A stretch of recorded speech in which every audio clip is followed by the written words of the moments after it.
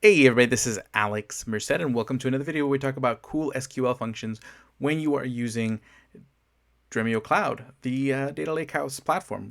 And again, when you see these queries that I run, just a reminder that basically I'm running these directly from my data lake. So when I create a table, I am creating an iceberg table on my data lake. When I insert, I am inserting records into an iceberg table on my data lake.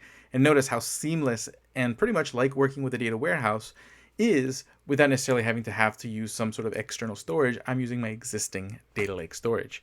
Okay, just to kind of appreciate that nuance, because oftentimes, like the Dremio UI can be so intuitive, so easy, you forget the difference between using it and sort of when you're in some data warehouse, how really it's, while you might be the same experience, something very different is happening under the hood.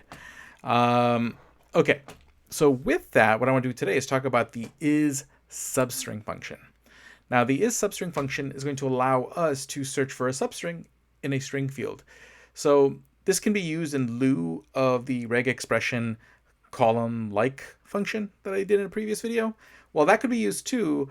That's generally going to be used when you want to do more complex searches, because where you have the full power of regular expressions to express sort of more complicated patterns. If I'm just really looking to say, hey, is this piece of a string somewhere in this other string?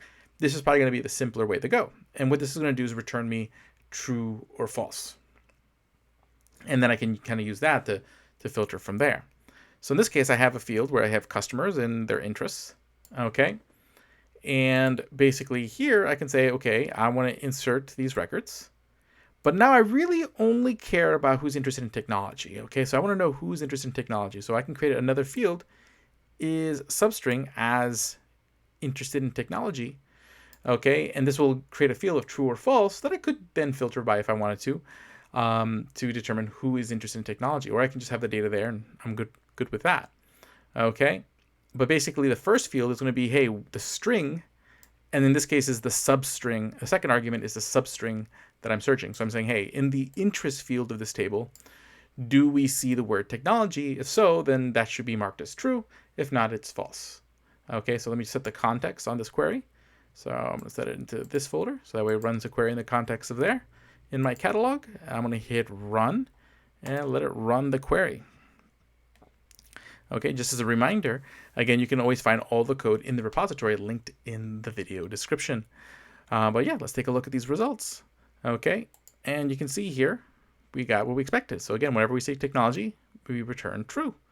Okay, we see technology here, and it returns true. Okay, and then again, I could later on then, I could create a field that does this exact same thing for each type of interest, and then I can now filter based on, hey, who is this true for, or something like that. Okay, I'll see you in the next video.